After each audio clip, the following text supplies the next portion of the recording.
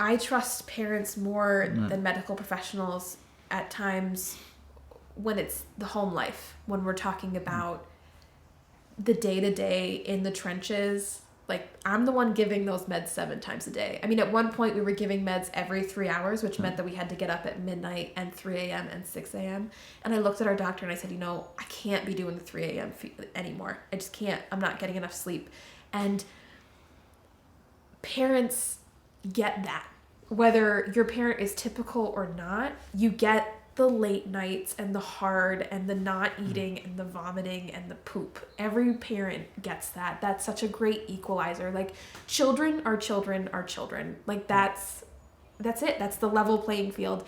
And I think I made a lot of great friends who did have kids with special needs, and they were an infinite well of wisdom. There's always going to be that step up of a medical professional, and while they don't mean it to be, there's always that a little bit of authority figure that, you can't always be down to earth with them and really share in the experience. It's kind of a lot of one-way information, whereas parents can kind of team up and there's a give and take there. Like, I have something to offer to you and you have something to offer to me, and you can give and take in that way. And it's so nice. I think that's the hardest part, is so many friends of ours would complain about their kids, being fresh or running or throwing their food, and then they would look and they would say, "Oh my gosh, I'm so sorry." And I would say, "Why?" I was like, "Clementine throws her food. She doesn't eat at all, and she just vomits on me all day." Like, I totally understand.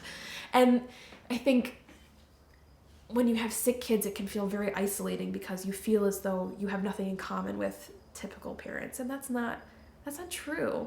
I think your kids play, whether they play assisted or unassisted. I think they eat, whether they're eating with their hands, which is super messy, or they're eating through a G-tube, which I kind of prefer because it's very neat.